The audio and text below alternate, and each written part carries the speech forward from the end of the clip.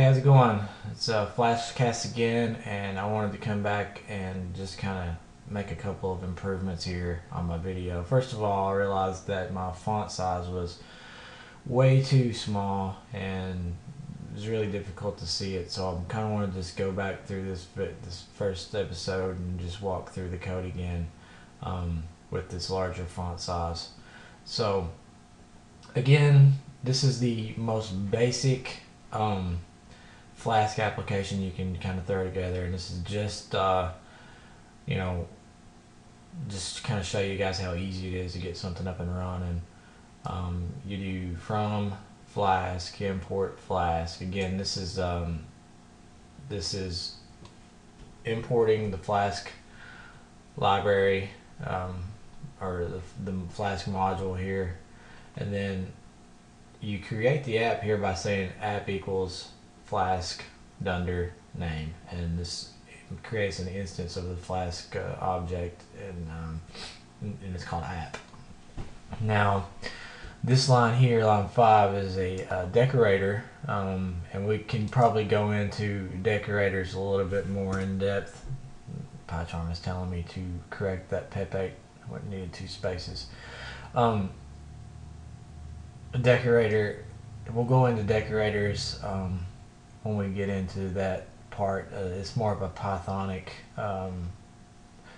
related.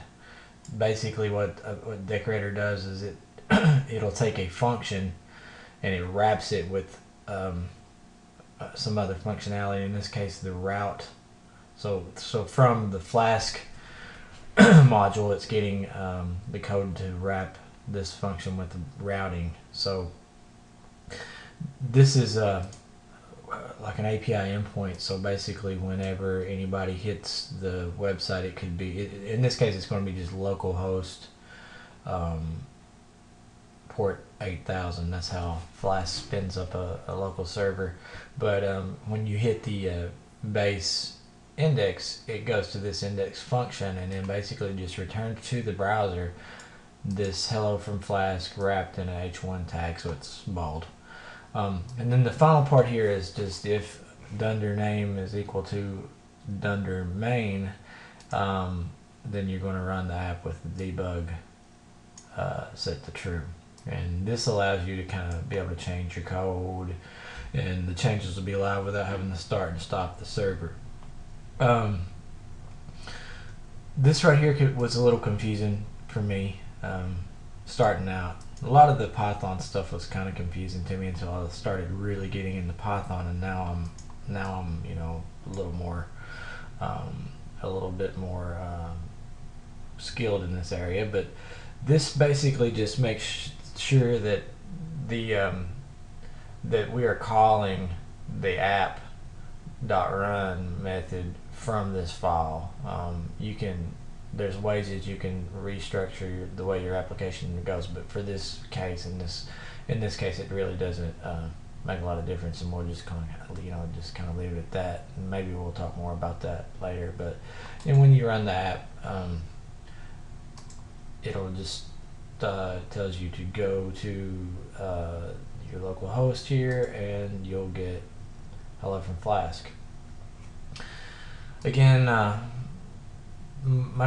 this is a Flashcast, and basically what we're going to be doing is just kind of walking over just in videos, just new concepts that I'm learning about Flask and Python, and I'm going to put out a YouTube video, and hopefully this will help you guys. And I'm a newbie at this myself, so the reason I'm doing it is to kind of document my progress, and giving me something to do and to learn. In fact, the Flashcast website itself is written in Flask. I have it set up basically to where I can log in, and just put these YouTube videos on here, and it displays them in a series. So you can go to the flashcast.com to view those. So anyway, I hope you guys enjoyed this, and again, I just wanted to kind of go back through this a little bit more in depth, as I didn't touch a lot of the bases that I wanted to in the previous video, and I'll be doing another video pretty soon. We'll just kind of decide what we're going to go over, but I'm just going to start doing these on a weekly basis. So thanks for watching.